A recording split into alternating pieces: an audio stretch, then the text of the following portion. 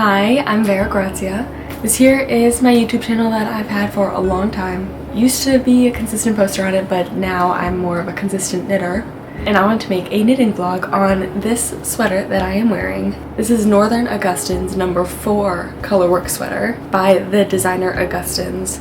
I think is how you pronounce her name. Absolutely beautiful. I just took it off of the blocking mat today, and this is my project vlog on the entire process of the video. So I just kind of wanted to make this video because it's my first colorwork project, and me personally, I enjoy, for one, making videos, editing videos, knitting, and watching these types of videos. So I made the type of video that I would want to watch, and I hope you enjoy it too.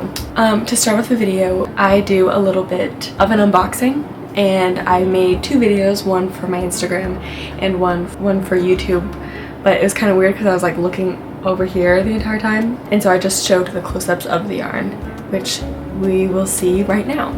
I'll start with powder, which I already have powder, and I like the thickness of it, especially I'm gonna like it with mohair. Here is pomegranate. Wow, it's so beautiful. It's so beautiful, and it's so soft and doesn't feel itchy at all. Not at all. Here is mushroom rose. It's kind of like this taupe color that has like these very slight undertones of pink, which I'm excited for. And then here's pink daisy. It's this beautiful like hot pink color. I'm so excited to see how it looks with pomegranate.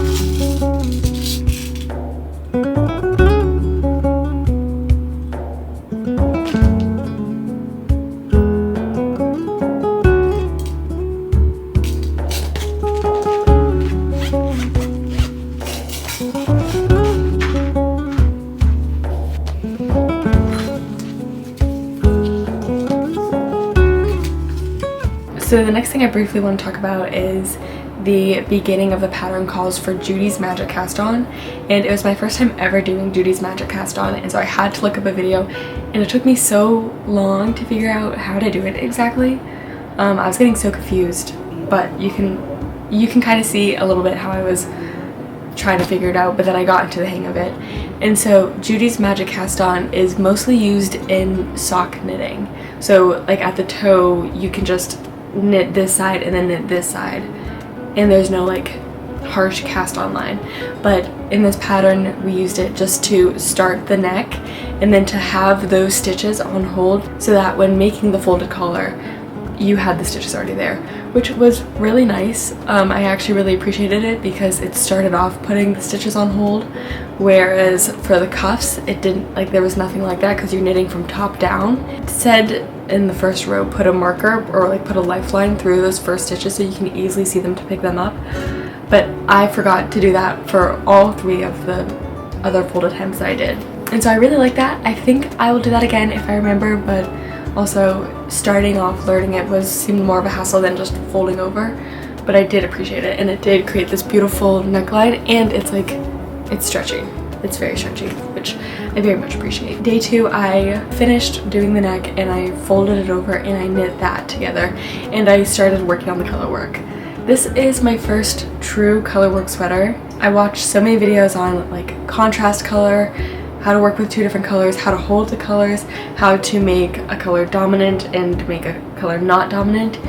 And so it seemed like I had to learn continental knitting because you do one English style and then you do the other one continental.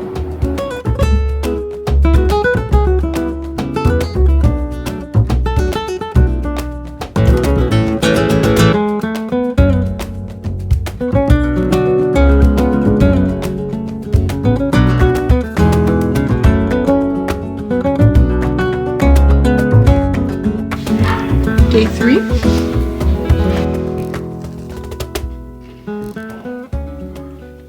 This is what I got so far. I'm on day 3 of working on the sweater. Day 1 was not that much, but I got like pretty much all of this done. And today I'm gonna finish it. Just kidding. Hopefully finish the color work and start on the rest of the body. Maybe finish the body. Who knows? This is the setup for right now. I'm watching the fluffer play Halo. Very interesting. Very interesting.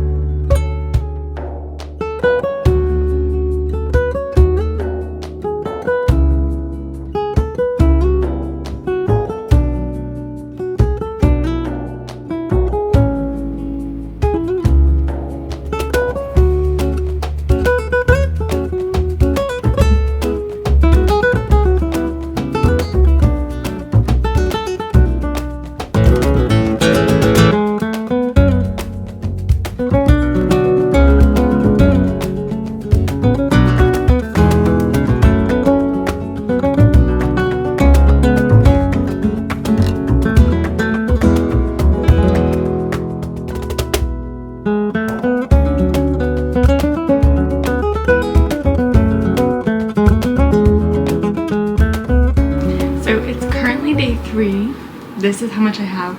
I finished this color work in 2 days just because it was so fun. It's Christmas Eve. I feel like this went slowly despite taking 2 days. So I feel like this is gonna go much faster just working in okay, Giselle, no. I want to say that I want to get the body done today. It says to add 47 centimeters from the top right here. And this is how much I have. I think I can do it. I think I can do it. It's actually so cozy and so beautiful. And I'm loving the way it's fitting. I split the sleeves and let's see how far we can get done today.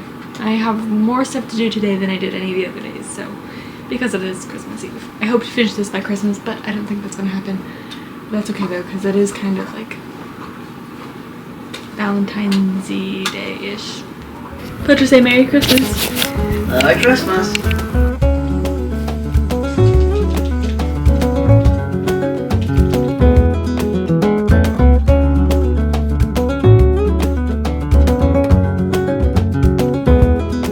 It is Christmas. Merry Christmas. I hoped to have the sweater a bit more done, but unfortunately it is not where I want it to be, but it is getting pretty close.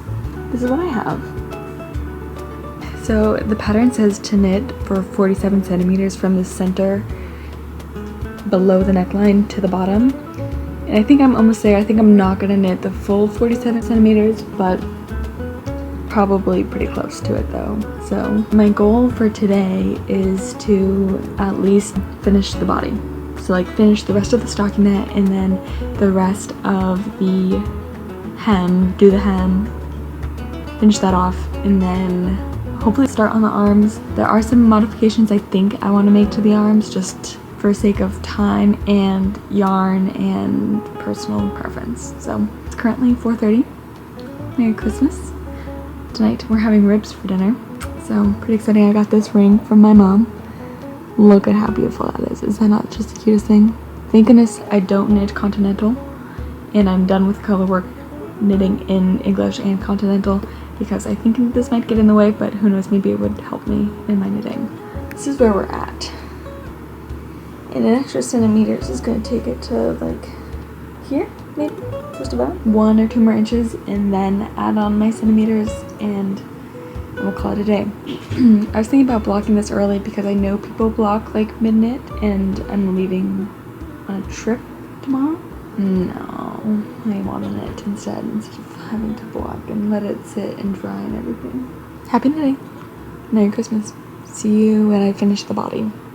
Hopefully.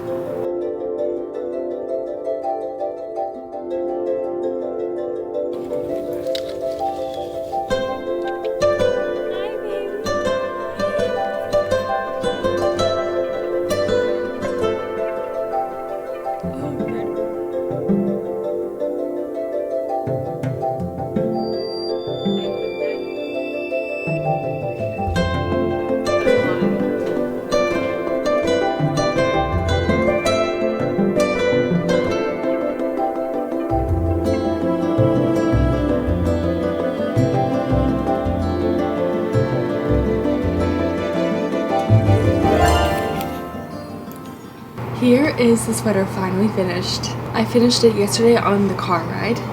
I was visiting my grandparents for 6 days, and so I was able to work on it a bit then. Mainly the sleeves, because that's what I had done last. That's what I had left to do before I left on my trip.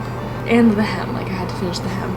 I did finish the body on the way there, but during the trip I was able to work on the sleeves a bit. And so yeah, finally it's done. Although not fully done, I have to block it.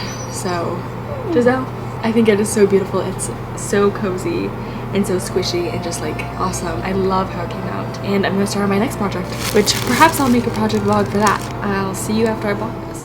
So now you saw the entire process of it. So the first day was a little bit. Day 2 and 3, I was like speeding through this. And then on Christmas Eve, I was knitting it and was going through my bag, my knitting bag, because I needed some more yarn because I was running out of yarn.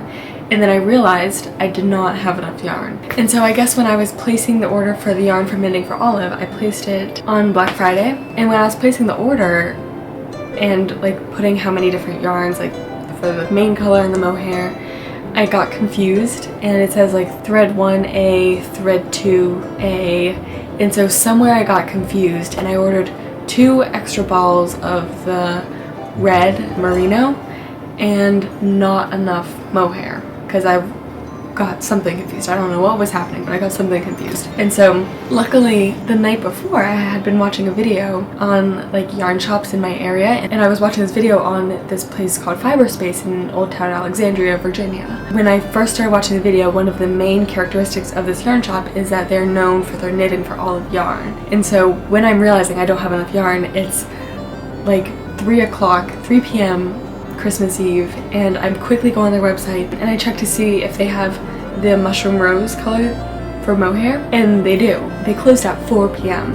and I got there at 3:40 p.m. got enough mushroom rose and crisis averted, because that would have been pretty horrible because they were not open on Christmas Day and I would have been gone for the next 5 days, and so I wouldn't have been able to finish it, which would have really sucked. Quite a catastrophe, but in the end the necessary colors that it called for the bows for contrast color 2 were correct. It was perfect. I used maybe like half a ball of the merino and not a whole lot of the mohair, which is expected. But then for the main color, I think I had almost a full extra ball of the merino left, and I think I still like have possibly like one full skein of mohair, which, you know, I guess good to have. Kind of want to make my puppy a little matching sweater. I think that would be super cute. All of these were yarn requirements for size 4. It was the 4th size that I did. And something else I want to talk about, when I did the arm,